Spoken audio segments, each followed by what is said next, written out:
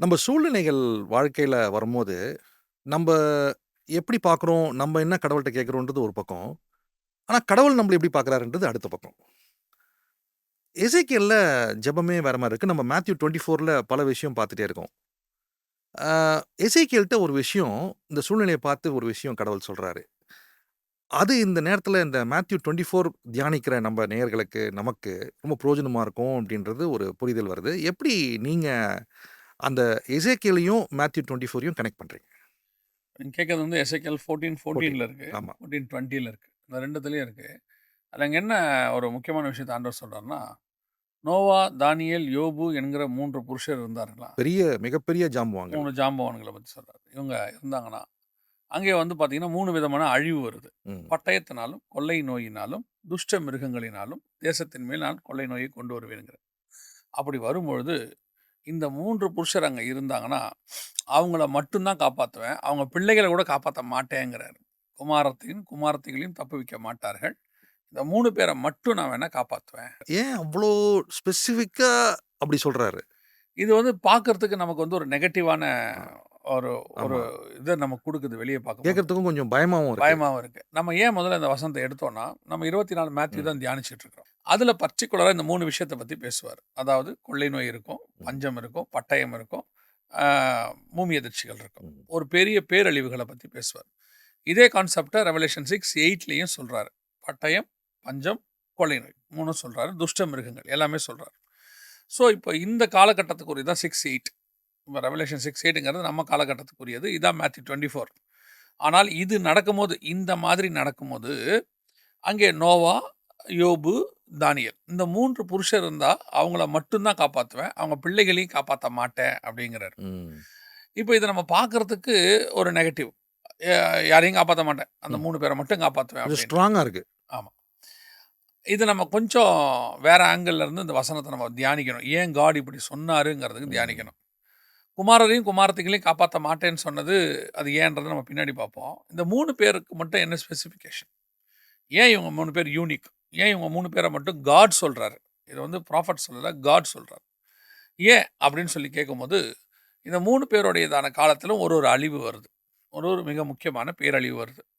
ஒன்று தானியேல் 2ஆம் அதிகாரத்தில நம்ம வாசிக்கிறோம். ராஜா வந்து திடீர்னு ஒரு சட்டம் போடுறாரு. எனக்கு ஒரு சொப்பனம். அந்த சொப்பனத்தையும் சொல்லணும், விளக்கத்தையும் சொல்லணும். ம்.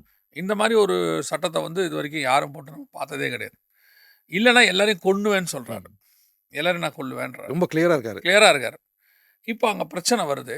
அந்த பிரச்சனைய வந்து சால்வ் பண்றதுக்கு டேனியல் தான் வராரு. ஆமா.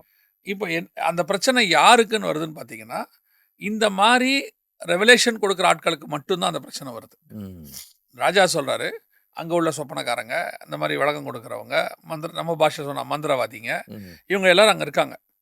குறி சொல்றவங்க, ஜோசியக்காரங்க எல்லாரும் இருக்காங்க. அத்தன பேரையும் கூப்பிட்டு ராஜா இவங்களுக்கு மட்டும் தான் இது நடக்குது. ம், இவங்க அத்தன பேரையும் காப்பாத்துற பொறுப்பு இப்ப யார் கையில இருக்குன்னா, டேனியல் கையில இருக்கு. ம், 2வது அங்க வந்து யோபுன்னு பார்க்குறோம்.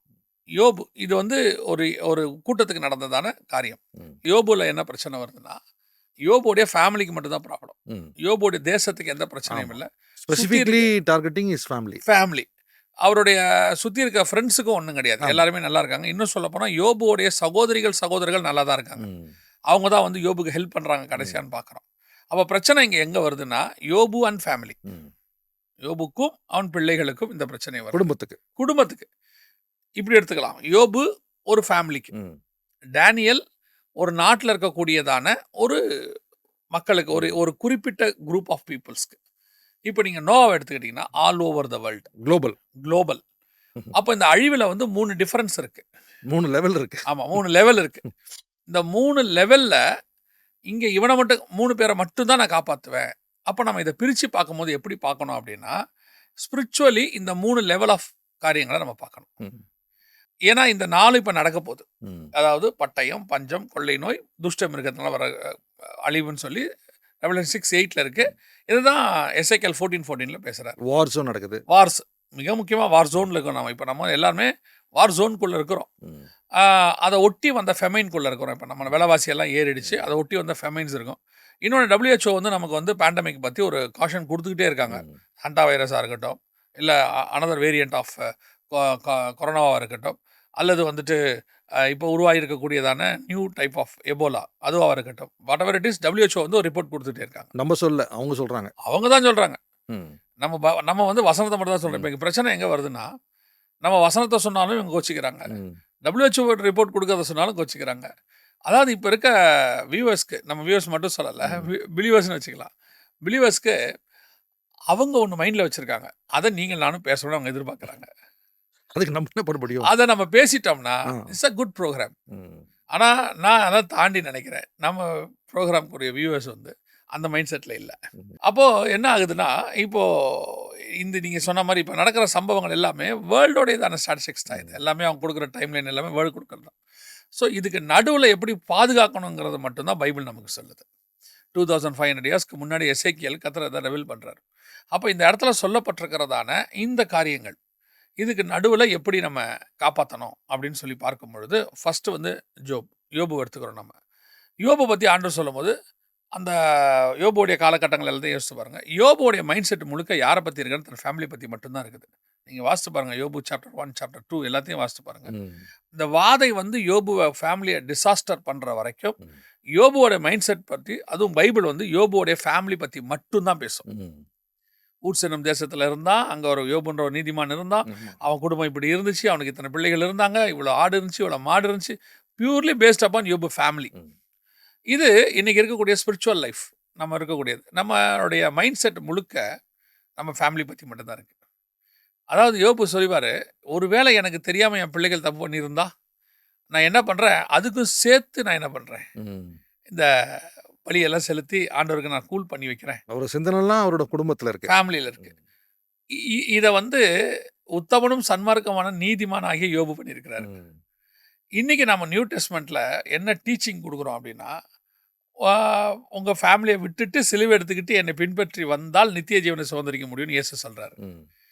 இங்கே உத்தமனும் சன்மார்க்கமான யோபுவோடையதான மிக முக்கியமான விஷயம் என்னவா இருக்குன்னா, தன் குடும்பத்தை காப்பாற்றுறதாக இருக்குது. இது ரெண்டும் பார்க்கறதுக்கு கொஞ்சம் கான்ட்ராஸ்டாக தெரியுது இல்லையா? கிரைஸ்ட் என்ன சொல்கிறாரு, எல்லாத்தையும் விட்டுட்டு சிலுவை எடுத்துகிட்டு என்னை பின்பற்றி வா. இவர் என்ன சொல்கிறாரு, ஃபேமிலியை வந்து பத்திரமா பாதுகாக்கணும். சரி, இப்படி எடுத்துப்போம். யோபுவால ஃபேமிலியை காப்பாற்ற முடிஞ்சிச்சா? அவர் பெரிய நீதிமான் தானே, நீதிமானுடைய சந்ததி தானே. அவங்க பிள்ளைகளும் தப்பு பண்ணியிருப்பாங்கன்னு நமக்கு தெரியாது, ஏன்னா சொல்லலை பைபிள் அவங்க தப்பு பண்ணாங்கன்னு சொல்லலை. ஸோ ஒரு நீதிமான் பிள்ளைகளை வளர்த்துருக்கிறார், அவருக்கு தெரிஞ்சு அவங்க தப்பு பண்ணல. அவர் சொல்கிறார், ஒருவேளை எனக்கு தெரியாமல் பண்ணியிருப்பாங்களோ, ஏன்னா தெரிஞ்சு அவங்க பண்ணலை. நல்ல பசங்க, அருமையான பசங்க. அப்போ இதில் நமக்கு என்ன ஒன்று சொல்ல வருதுன்னா, உங்கள் சுயமுயற்சி, உங்களுடையதான கிரியைகள், நீங்கள் உங்கள் பிள்ளைகளை காப்பாற்றுறதுங்கிறது கூடாத காரியம். அப்போனா இப்படி ஒரு கேள்வி வந்துடும், அப்போது எல்லாத்தையும் விட்டுட்டு பின்பற்றி வானா எல்லாத்தையும் விட்டுட்டு ஃபேமிலியை விட்டுட்டு போகிறதா? அதுவும் இல்லை. லாஸ்ட் எபிசோடில் பார்த்தோம், தப்பாக புரிஞ்சுக்கூடாது. ஆமாம், இவங்க தப்பாக உடனே அதான் ஒரு அழகாக மதுரையில் பாஸ்டர் ஜோசப் பாலச்சந்திரன் இருக்காங்க, அவர் அழகாக எனக்கு சொல்லி கொடுத்தாரு, உங்களோட ப்ரீச்சிங் வந்து பேலன்சிங்காக இருக்கணும் அப்படின்னாங்க. ஸோ அது மாதிரி நீங்கள் பார்த்தீங்கன்னா, இன்றைக்கி நம்ம இப்படி ஒன்று இப்படி எடுத்துக்கிறாங்க எல்லாரும். அப்போ ஃபேமிலியை விட்டுட்டு நம்ம போயிடணுமானா இல்லை, அப்படி சொல்லலை, பைபிள் அப்படி சொல்கிறது. இப்போ ஏனோக்கு தேவனோடு கூட சஞ்சரித்து கொண்டிருந்தான். ஏனோக்கு வாக் வித் த காட். ஆனால் குமாரரையும் குமாரத்திகளையும் பெற்றான். நோவா தேவனோடு கூட சஞ்சரித்து கொண்டிருந்தான். வசனம் சொல்லுது, தன் குடும்பத்தை ரட்சிக்கும்படி ஒரு பேழையை உண்டு பண்ணினான். கர்த்தராக இயேசு கிறிஸ்துவை விசுவாசி, அப்போது நீயும் உன் வீட்டாரும் ரட்சிக்கப்படுவீர்கள். அப்போ ஃபேமிலிங்கிறது வந்து கண்டிப்பாக நமக்கு ஆண்டவர் கொடுத்துருக்கிறது. நீங்கள் உலகத்துக்கு ஊழியம் பண்ணுறதுக்கு முன்னாடி உங்கள் ஃபேமிலிக்கு ஊழியம் பண்ண வேண்டியது ரொம்ப முக்கியமாக இருக்கு. இப்போது உங்கள் குடும்பம் பரலோகத்துக்கு போகிறத நீங்கள் முதல்ல உறுதி செய்யணும், உங்கள் பிள்ளைகளுக்கு சார். ஆனால் உங்களால் தான் உங்கள் ஃபேமிலி பரலோகத்துக்கு போதானா? இல்லை, கிருபையினால தான் போகும். கர்த்தர் தான் கொண்டு போக போகிறார். இன்றைக்கி என்ன நடக்குது அப்படின்னு கேட்டிங்கன்னா, பிள்ளைகள், ஃபேமிலி, மனைவி, கணவன் அப்படிங்கிற கான்செப்ட் மேலோங்கிருச்சு. அது எந்த அளவுக்கு போயிடுச்சுன்னு கேட்டிங்கன்னா, காடு காப்பாற்றல, நான் தான் காப்பாற்றுறன்ற இடத்துக்கு அவங்க வந்துட்டாங்க. இப்போ பிள்ளைகளுக்கு நம்ம படிப்பு கொடுக்குறோம், தப்பே கிடையாது, கொடுக்கணும். ஏன்னா இன்றைக்கி உள்ள காலகட்டத்துக்கு படிப்பு தேவைப்படுது, படிப்பு கொடுக்குறோம். நீங்கள் கொடுக்க வேண்டியதை கொடுக்கணும். ஆனால் பிள்ளைகள் பாதுகாக்கப்படுவது கர்த்தரால் என்பதை நாம் மறந்து போயிடக்கூடாது. கர்த்தரால் என்பது நம்ம ரொம்ப முக்கியமாக இம்பார்ட்டன்ஸ் கொடுக்கணும். நம்ம பார்ட் இருக்குது, ஹெவன்லி பார்ட் இன்னும் அதுதான் பிளான்லேயே. ஹெவன்லி பார்ட் தான் மெயினில் இருக்குது. நீங்கள் பார்த்தீங்கன்னா ஒரு விளக்கு முந்தியெல்லாம், இப்போ வந்து வேறு மாதிரி ஆயிடுச்சு. ஒரு விளக்கு இருக்கும், அதில் வந்து எண்ணெய் ஊற்றி திரி போட்டு எல்லாம் செய்வாங்க. ஆனால் ஒரே ஒரு குச்சி ஒன்று இருக்கும் சைடில். எதுக்கு வச்சுருப்பாங்கன்னா, அந்த விளக்கு திரி கொஞ்சம் அணையிற மாதிரி இருக்கும்போது என்ன பண்ணுவாங்க, அந்த குச்சியை வச்சு கொஞ்சம் அப்படி எரிய வைக்கிறதுக்கு கொஞ்சம் யூஸ் பண்ணுவாங்க. அவ்வளவே நீங்களும் நானும் பிள்ளைகளுக்கு. விளக்குங்கிறது கிரைஸ்ட், எண்ணெய்ங்கிறது அபிஷேகம், அக்கினிங்கிறது பரிசுத்தாவியானவர், அதில் இருக்க திரி பிள்ளைகள், அதை எரிய வச்சு வெளிச்சத்தை வெளியே கொண்டு வர்றது கர்த்தர். அதுக்கு அப்பப்போ அதை தூண்டி விட்டு அதை சரி பண்ணி நீங்கள் பத்திரமா வாட்ச் பண்ண வேண்டியது மட்டும்தான் உங்கள் வேலை. அது நமக்கும் புரியணும், பசங்களுக்கும் புரியணும். பெற்றோருக்கும் புரியணும், இவங்களுக்கும் புரியணும். ஆனால் இங்கே என்ன இருக்குது, யோபு இருந்தாலும் அவன் குடும்பத்தையும் காப்பாற்ற முடியாது, குமாரரையும் குமாரத்தைகளையும் காப்பாற்ற முடியாதுங்கிறாரு. ஏன்னா பூமி அவ்வளவு சீர்கெட்டதாக மாறிடுச்சு.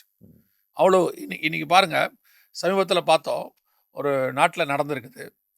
பிள்ளைகள் என்ன பண்ணுறாங்கன்னு பெற்றோர் கேட்கக்கூடாதுன்னு சொல்கிறாங்க. You never ask. அவன் என்ன பார்க்குறான், என்ன பண்ணுறாங்கிறத நீங்கள் அவன்கிட்ட கேட்காதீங்க. அது வந்து அவனுடைய தனி மனித உரிமையை பாதிக்குதுன்றாங்க. Individual freedom. இப்போ என்னுடைய கொஸ்டின், ஓகே ரைட், அப்போ என் பிள்ளைகளுக்கு நான் சாப்பாடு போடணுங்கிறது என்ன மஸ்ட்? அது ஏன் தனி மனித சுதந்திரம் தானே. நான் போட்டாலும் போடுவேன், போடாமல் விட்டாலும் விட்டு வேணா ஒத்துப்பீங்களா? அப்போ ஒரு 18 இயர்ஸ் வரைக்கும் நீங்கள் என்ன சொல்கிறீங்க, உங்கள் பிள்ளைகளை பாதுகாக்கிற பொறுப்பு உங்ககிட்ட இருக்குது, அவங்க மேஜர் ஆகிற வரைக்கும். அப்போ மேஜர் ஆகிற வரைக்கும் அவங்கள பாதுகாக்கிற பொறுப்பு வெறும் சாப்பாடு போகிறது, ட்ரெஸ் வாங்கி கொடுக்கறது மட்டும்தான் என் பொறுப்பு. மற்றபடி அவங்க இஷ்டத்துக்கு அவங்க ஃபோன் எடுத்துகிட்டு போயிடுவாங்க, அவங்க இஷ்டத்துக்கு என்ன வேணாலும் செஞ்சுருவாங்க, நீங்கள் கேட்கக்கூடாதுங்கிறது எப்படி சட்டமாக மாறும்? நியாயமே இல்லையே. அப்போ அப்பா அம்மா வந்து 18 வயசு வரைக்கும் பிள்ளை எதுவும் கேட்கக்கூடாது, எதுவுமே செய்யக்கூடாதுன்னா அப்போ நாங்கள் அவங்கள பராமரிக்க கூட கூடாது. பிள்ளைகளுக்கு பாலே கொடுக்கக்கூடாது. கதற விட்டுட்டா ஒத்துப்பீங்களா? அப்போ மட்டும் ஈவிரக்கம் இல்லாத பெற்றோர்னு சொல்கிறீங்கல்ல, அப்போ அவன் தப்பு பண்ணும்போது கண்டிச்சா மட்டும் நீங்கள் பிள்ளைகளுடைய தனி மனித சுதந்திரத்தில் பாதிக்கிறீங்க. ரொம்ப ஸ்ட்ராங்காக சொல்லாதீங்க. அவன் வந்து ஒரு நாட்டில் இப்போ சட்டம் போட்டிருக்காங்க, நான் அதனால தான் இதை இவ்வளோ சொல்கிறேன். ஒரு நாட்டில் சட்டம் போட்டிருக்காங்க, அவன் ஆனா பெண்ணான்னு பையன்கிட்ட சொல்லக்கூடாதான், அவனா வளர்ந்து தெரிஞ்சுக்கணும். அந்த ஸ்டேஜுக்கு வந்துருச்சு. ஏன்னு சொன்னால் அவன் தன்னை பெண்ணு நினச்சிக்கிட்டான், ஒரு பையன் தன்னை பெண்ணு நினச்சிக்கிட்டா அது அவன் உரிமையான், அவன் ஃப்ரீடம். அதில் எந்த அளவுக்கு இவங்க போகிறாங்கன்னா, அவனுக்கு வந்து ஆண் சட்டை பெண் சட்டை போடக்கூடாது, காமனான ட்ரெஸ் தான் போட்டு விடணும்.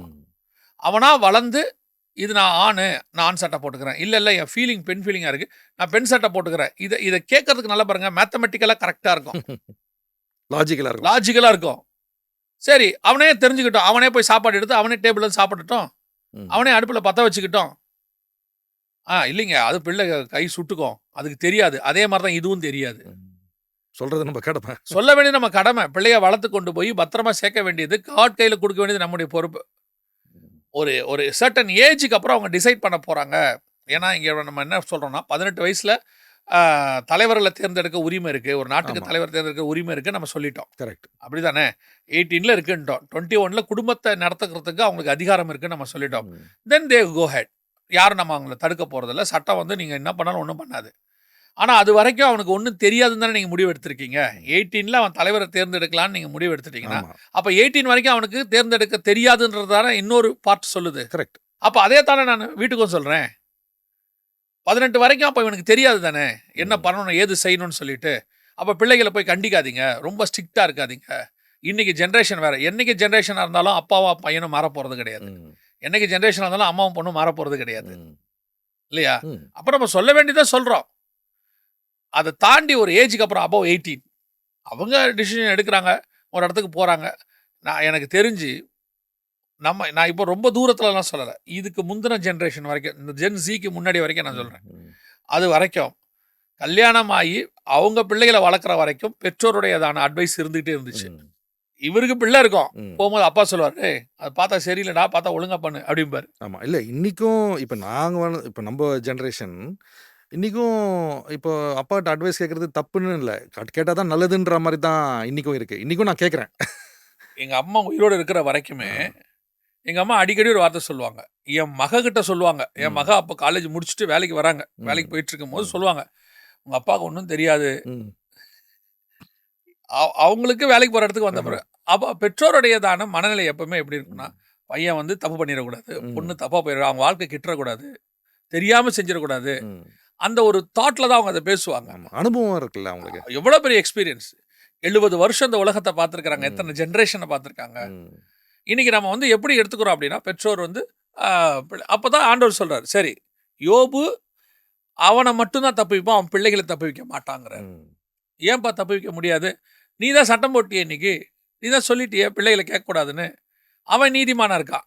இன்றைக்கி நீங்கள் போய் பாருங்கள், மேலை நாடுகள் பெரும்பான்மை நாடுகளை போய், இங்கே நம்ம நாட்டிலே போய் பாருங்கள், பைபிள் எடுத்துகிட்டு வர்றது அப்பா அம்மாவாக தான் இருக்கும், பசங்க வெறும் ஃபோனோட தான் வரும்.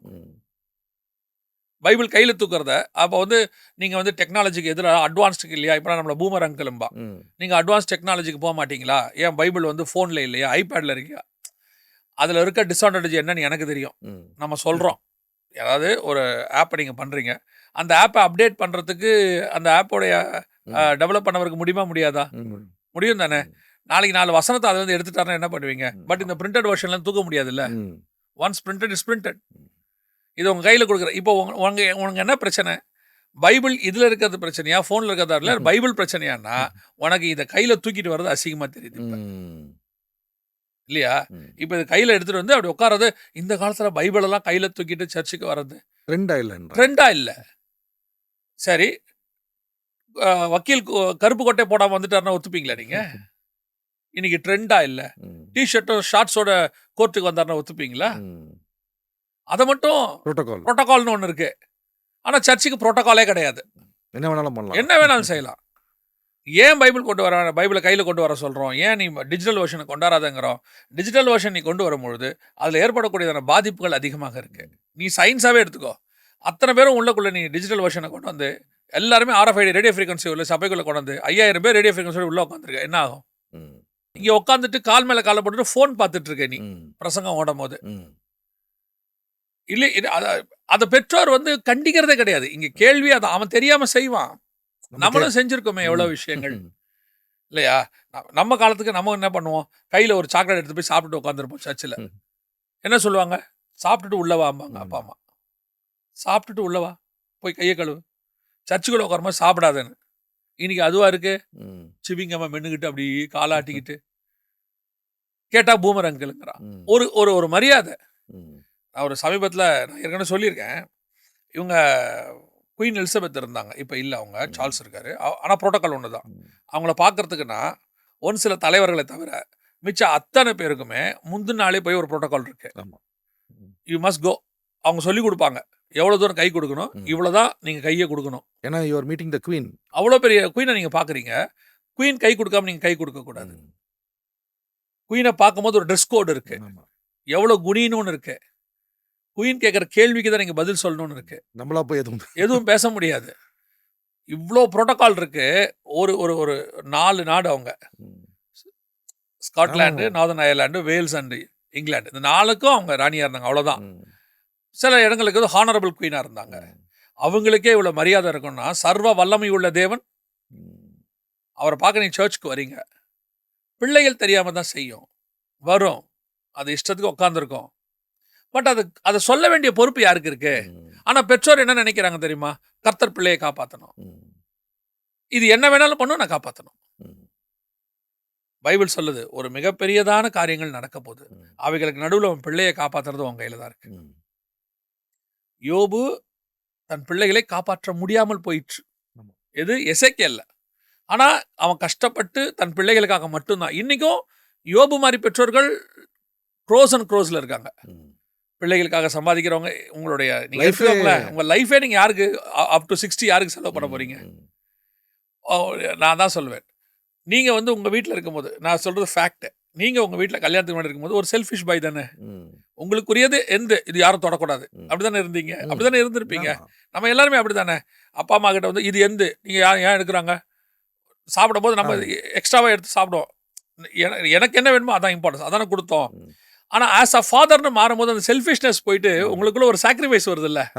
இதை யாரும் சொல்லிக் கொடுக்கல, பை டிஃபால்ட் வருதுல்ல. நீங்கள் ஃபாதருங்கிற அந்த மதருங்கிற கான்செப்டுக்குள்ள வரும்போது ஆட்டோமேட்டிக்காக உங்களுக்குள்ள அந்த சாக்ரிஃபைஸ்னு ஒன்று வருது இல்லை, ஒரு ஷிஃப்ட் ஆகுது தானே. அப்போது நீங்கள் ஒரு 28 வயசு 27 வயசில் எப்போ கல்யாணம் பண்ணுறீங்களோ அப்பனையிலேருந்து உங்களால் முடியாமல் சாஞ்சி ஈஸ்டரில் உட்கார்ற வரைக்கும் யாருக்காக வாழ்ந்துருக்கீங்க? எல்லாருமே யோபு மாதிரி நல்ல தாய் தகப்பன் தான், இல்லை மாற்றுக்கிறதுலாம் கிடையாது. எந்தெந்த அப்பாவால் குடிச்சிட்டு குடும்பத்தை பார்க்காம விட்டுட்டு போகிற, மனைவியை விட்டுட்டு போகிற தகப்பன் இருக்கான், அவனை விட்டுருங்க. நான் அவனை பற்றி பேசவே இல்லை. அந்த கேட்டகரி வேறு. பிள்ளைகளை பற்றி கொஞ்சம் கூட கவலைப்படாமல் நடுத்தரில் விட்டு போகிற தாய்கள் இருக்குது. பிள்ளைகளோட சாப்பாட்டு கூட கவலைப்படாத தாயெல்லாம் இருக்குது, சாப்பிட்டியான்னு கூட கேட்காது. அந்த தாய்களை விட்டுருங்க. நான் இந்த 2 கேட்டகரி எக்ஸ்ட்ரீம், இது 2 ஒஸ்ட் கேட்டகரி, ஒஸ்ட் சினாரியோ, இது 2 விட்டுட்டேன். நீங்கள் major, I am not talking about only Christian fathers, I am talking about the fathers. அப்போ உலகத்தில் இருக்கிற அத்தனை தகப்பனும் ஏதோ ஒரு விதத்தில் தன் குடும்பத்துக்காக ஒரு செல்ஃபிஷ் பையனா வீட்டுக்குள்ள ஜாலியாக சுற்றிக்கிட்டு இருந்தவன் தனக்குன்னு மட்டுமே வாழ்க்கையை வாழ்ந்துட்டு இருந்தவங்க, அது ஆணா இருக்கட்டும், பெண்ணா இருக்கட்டும், தாயும் தகவனும் ஆகும்போது அவங்க சாக்ரிஃபைஸ்க்குள்ள வந்துடுறாங்கல்ல. ஆமா. ஷிஃப்ட் ஆகுது. அவங்களால முடியாதுன்னு ஓஞ்சு உட்கார்ற வரைக்கும் அவங்க தானே வாழ்றாங்க. ஆமா. அப்ப நீங்க அத்தனை பேருமே இங்க யோபு தான். ம். யோபு மாரி தான் நம்ம இருந்திருக்கோம். ஆனா பர்சனல் குணாதிசயங்கள் வேற. ம். அப்படி இருக்கும்போது, உங்க பிள்ளைகள உங்களால காப்பாத்த முடியுதா ஸ்பிரிச்சுவலி இன்னைக்கு? ம். உங்களால சொல்லிக் கொடுக்கவே முடியலையே. ஆமா. ஸ்பிரிச்சுவல் விஷயத்த உங்க பிள்ளைக்கு சொல்லிக் கொடுக்க முடியலையே. நான் என்ன சொல்றேன், நீங்க பெரம்ப எடுத்து அடிச்சு அத சொல்லிக் கொடுக்க வேண்டாம். இப்ப அப்படி இல்ல காலகட்டம். நீங்க சொல்றீங்க எல்லாம் ஓகே. ஏன் உட்கார வச்சு பக்கத்துல அன்பா சொல்ல முடியாது? ம். ஏன் உங்ககிட்ட உட்கார்ந்து பேச முடியாது? ம். Why don't you give time? ம். ஒரு 10 நிமிஷம், 20 நிமிஷம், 1/2 மணி நேரம். அதான் இட் ஸ்டார்ட்ஸ் வித் பிரேயர். நெறைய வீட்ல ஜெபங்களே மிஸ் ஆகுதுல்ல. இங்க அது ஒரு பிரேயர்லாம் ஒண்ணும் கிடையாது. ஃபேமிலி பிரேயர்ங்கிற வேர்டே கிடையாது இப்ப. ம். இவங்கள பொறுத்தவரைக்கும் இன்னைக்கு ஜெனரேஷன்ல உள்ள பெற்றோர், யோபு மாரி ஆட்கள், இவங்கலாம் நீதிமான்கள் தான். பிள்ளைகளுக்கு தான் ஓடுறாங்க. நீங்க பாருங்களேன், எல்லாருக்கும் முன்னாடி பிள்ளைய வந்து கௌரவமா வைக்கணும்னு ஒரு பெரிய ஸ்கூல்ல படிக்க வைக்கிறாங்க. ம். ஆல்மோஸ்ட் லேக்ஸ்ல ஃபீஸ் கட்டுறாங்க. சரியா? அந்த மாரி ஸ்கூல்ல நீங்க சேரும்போது கண்டிப்பாக அதுக்குன்னு உங்க பிள்ளைய வந்து ஒரு லெவலுக்கு நீங்க வளர்க்குறீங்க. ம். ஒரு இஎம்ஐல ஒரு காரோ, பைக்கோ ஏதோ ஒண்ணு வச்சிருக்கீங்க நீங்க. இல்லையா? ம். ஸோ உங்க பிள்ளைகளுக்காக செலவு பண்ற செலவுகள்னு ஒண்ணு இருக்கு. உங்களோட இன்ஃப்ராஸ்ட்ரக்சர மாத்துறீங்க. ம். ஆனா எல்லாம் இஎம்ஐயா இருக்கலாம். ம். மேபி. ம். ஸோ இவ்வளத்துக்கும் ஓடுறீங்கல்ல. அப்ப அந்த பிள்ளைகளுடையதான ஸ்பிரிச்சுவாலிட்டிக்கு என்ன இம்பார்ட்டன்ஸ் குடுத்தீங்க? ம். இன்னைக்கு உங்களால உங்க பிள்ளைகிட்ட உட்காந்து பேசவே முடியலல்ல. ம். உங்க ஃபேமிலிக்குள்ள உட்காந்து ஒரு பிரேயர்னு ஒண்ணு இல்லவே இல்லல்ல. ம். அப்போ உங்க பேஸ நீங்க என்ன பண்றீங்க அப்படின்னா, ஷேக் ஆகுது. நீங்க உங்க பிள்ளைய காப்பாத்த போறது இல்ல. அதான் இங்க முக்கியமே. ம். சரி உங்க பிள்ளைகள் நாளைக்கு உங்களோட மைண்ட் செட் என்ன? படிச்சுட்டாங்கன்னா நல்லா இருப்பாங்க. ம். இன்னைக்கு 99.99 பெற்றோருடையதான ஒரே மைண்ட் செட். ம். படிச்சுட்டா நல்லா இருப்பாங்க. படிச்சுட்டு குடும்பத்த காப்பாத்திருவான். அவன் வந்து ஃபியூச்சர்ல சூப்பரா இருப்பான். ம். நான் ஒருத்தர்கிட்ட பேசிட்டு இருந்தேன். ஏஐயோட இன்ஜினியர் ப்ரோக்ராமர்கிட்ட பேசிட்டு இருந்தேன். அவர் சொன்னாரு, "அண்ணா டெய்லி படிக்க வேண்டியிருக்குண்ணே இப்ப. ம். இல்லன்னா நான் அவுட்டேட்டட் ஆயிடுவேன். பின்னாடி வரவங்க மேல போயிடுவாங்க. நான் என் இருப்ப வந்து தக்க வச்சு கொள்ள முடியல. அப்ப நான் என்ன செய்வேன்?" முந்தியெல்லாம் நம்ம என்ன சொல்லுவோம்? ம். 22, 21 வயசு வரைக்கும் படிச்சுட்டோம்னா, 60 வயசு வரைக்கும் நமக்கு அந்த படிப்பு என்ன செய்யும்? சோறு போட்டுரும். ஆமா. நம்ம ரிட்டயர் ஆகுற வரைக்கும் அந்த ஒரு டிகிரியை வச்சு ஓட்டினவங்களாம் இருக்காங்க. ம். அப்டேட்டே ஆகாம இருந்தவங்க இருக்காங்க. இன்னைக்கு டெய்லி அப்டேட் ஆக வேண்டியிருக்கு. ம். ஒவ்வொரு நாளுக்கும் ஏஐல டெய்லி அடுத்தடுத்த வெர்ஷன் வந்துகிட்டே இருக்கு. அப்போ இவ்ளோ தூரம் நீங்க படிப்ப வந்து ஃபோக்கஸ் பண்றீங்கல்ல, ஒரு 5 வருஷத்துக்கு முன்னாடி உள்ள படிப்பு இப்ப இல்ல. ம். இந்த படிப்பு அடுத்த 5 வருஷத்துல இருக்க போறது இல்ல. அப்படியானால் படிப்பு என்பது ஜஸ்ட் அன் டூல். உங்க பிள்ளையோட ஸ்பிரிச்சுவாலிட்டி இஸ் வெரி இம்பார்ட்டன்ட். ம். சரி உங்க பிள்ளைக்கு படிக்க வரல, இருந்துட்டு போட்டும். உங்க பிள்ளைக்கு படிக்க வரல.